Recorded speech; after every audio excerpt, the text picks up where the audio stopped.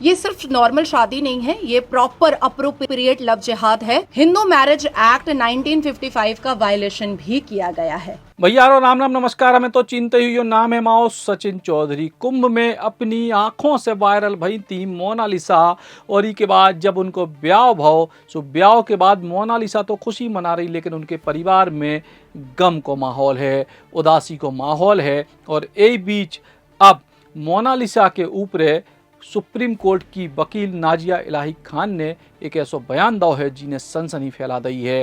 दरअसल film director Sanoj Mishra जो Mona Lisa पे फिल्म बना रहे थे, उनके संगे अब नाजिया इलाही खान ने जो बयान दो है कि मोनालिसा के संग भई है बड़ी साजिश और फरमान खान से शादी के बाद उखो सीरिया भेजे जा सकत है का सनसनीखेज बयान है। जरा आप सुनो पूरी खबर विस्तार से। सुप्रीम कोर्ट की वकील और अपने फायर ब्रांड बयानों के लाने चर्चित नाजिया इलाही खान सनोज मिश्रा के संग खरगोन पहुंची और इतने उनने मोनालिसा और फरमान खान की शादी को लेकर गंभीर आरोप लगाए। उनने कही कि जो विवाह कानूनी रूप से सही नहीं है, इमें हिंदू मैरिज एक्ट को उल्लंघन करेगा है और मोनालिसा को सीरिया भेजे जा सकत है। उनने पूरे मामले को सुनियोजित लव जिहाद करार दो और कई के ई में प्रतिबंधित संगठन पीएफआई और इस्लामी कट्टरपंथी लोगों की मिली भगत की आशंका है। ये सिर्फ नॉर्मल शादी नहीं है, ये प्रॉपर अप्रोप्रिएट लव जिहाद है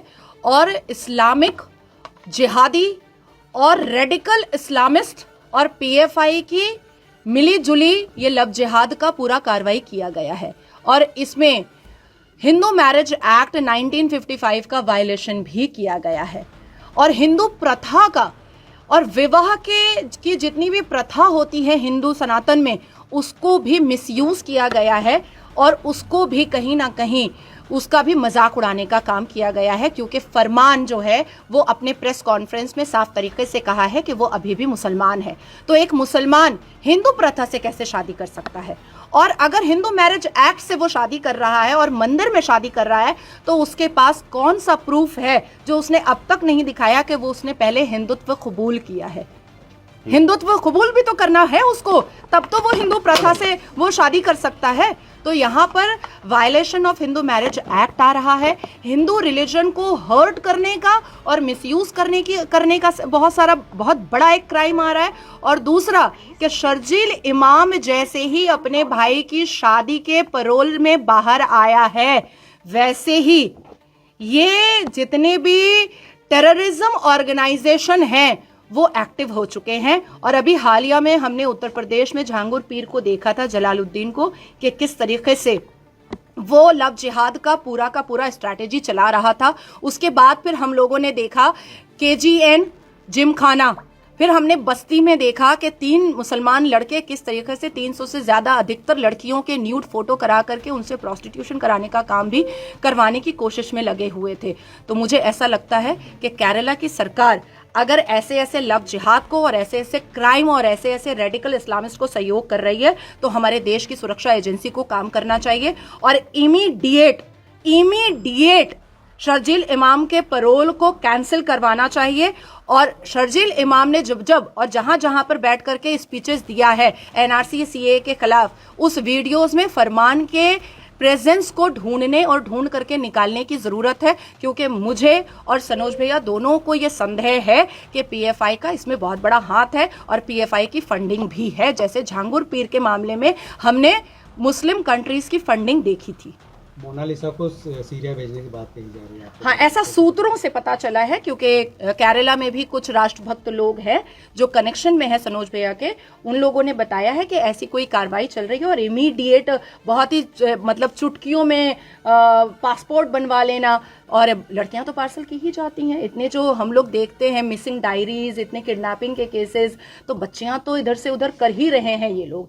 मदरसे में कोई सभ्य इंसान तो बन करके निकल नहीं रहा है।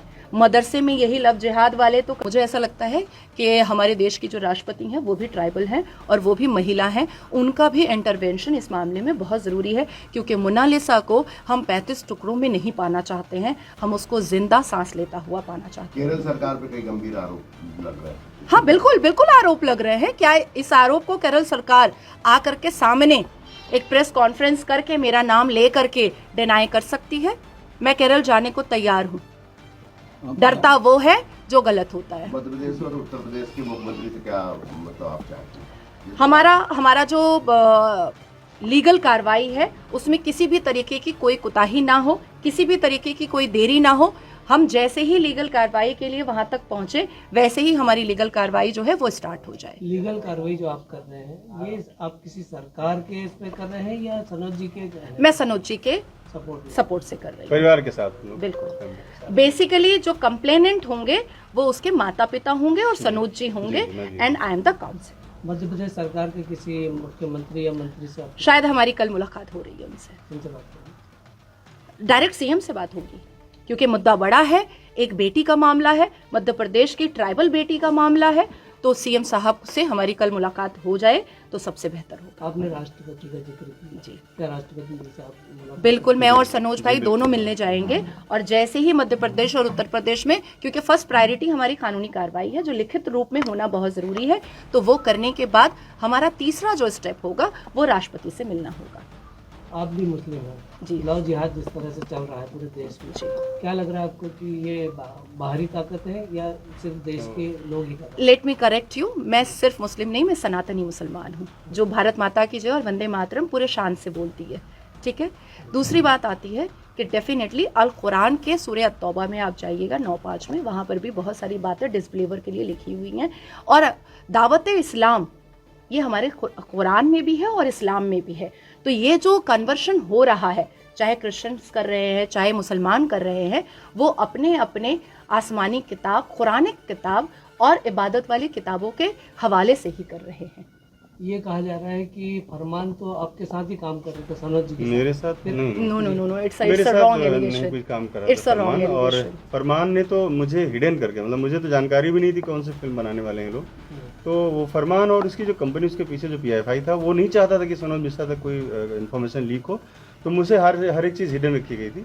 और मैंने इसका नाम ही तब सुना जब मैंने देखा कि मंदिर में लोग शादी और ये सब का जो ड्रामा वहाँ चल रहा था केरल में, तब मैंने पहली बार इसके बारे में देखा और इसको जाना।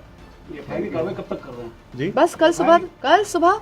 फिलहाल मोनालिसा से जुड़े तमाम पुराने लोग, चाहे उनके परिवार के लोग हों, चाहे उन पे फिल्म बनाने वाले डायरेक्टर हों, सब बेहद दुखी हैं, निराश हैं।